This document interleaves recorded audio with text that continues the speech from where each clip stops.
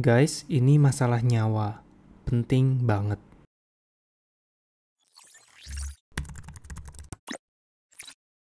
So, di bulan Juni ini, Indonesia bakal nerapin kebijakan new normal.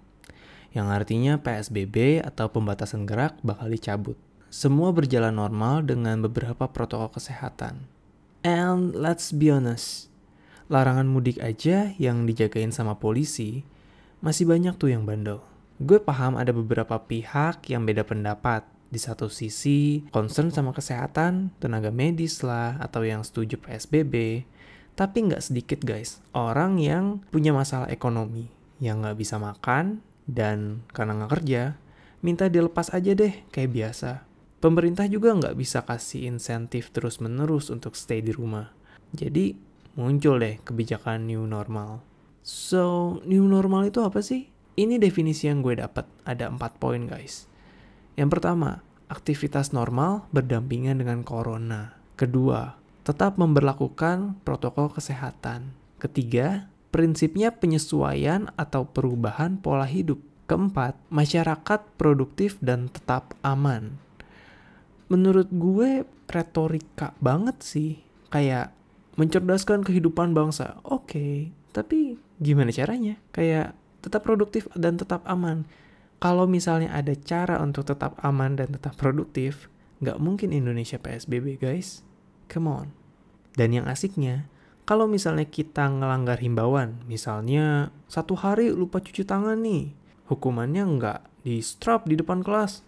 Nggak, taruhannya nyawa guys. Dan kalau misalnya kita udah patuh sama himbauannya, 30 hari, hand sanitizer, jaga jarak, masker, apakah kawan yakin orang lain bisa sepatuh kita?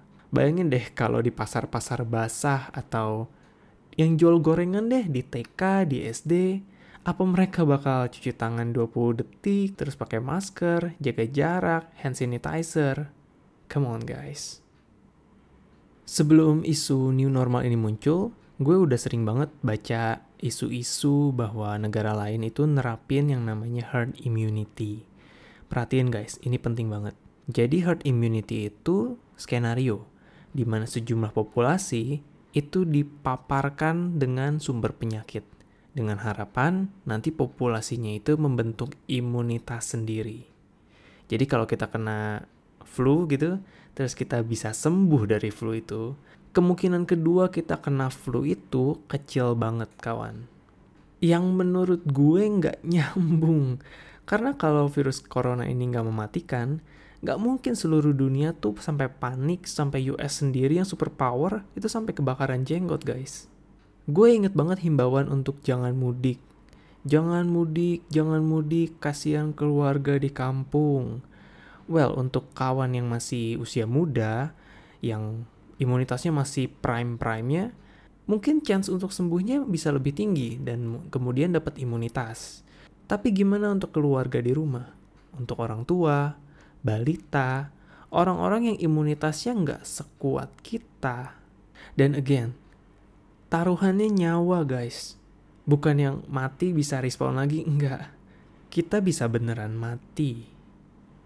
Again, gue nggak nyalahin orang-orang yang harus pergi ke kantor atau pergi ke pasar dan yang lain-lain. Gue cuma ingin kawan ingat-ingat lagi di awal tahun 2020. Seberapa berbahayanya virus corona ini sampai bisa mengguncang dunia kawan.